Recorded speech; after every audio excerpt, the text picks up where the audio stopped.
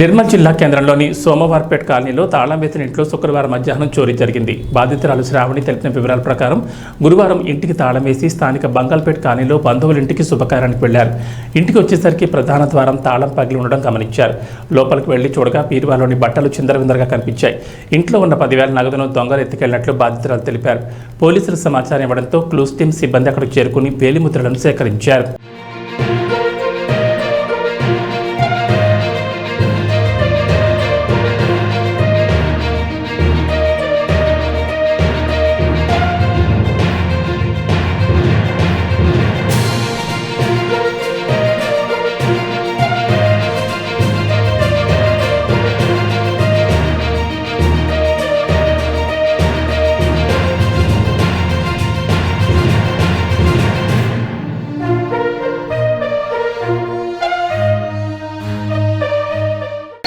సోమవార్పేట దగ్గర రెంట్కుంటున్నా.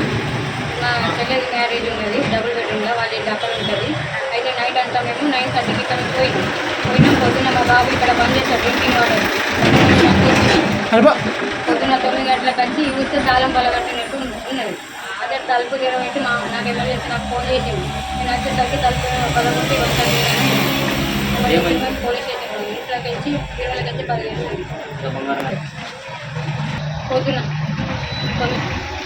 పోలీసులకు సమాచారం ఇస్తే వాళ్ళు ఎమర్జెన్సీలో విచారణ చేస్తున్నారు.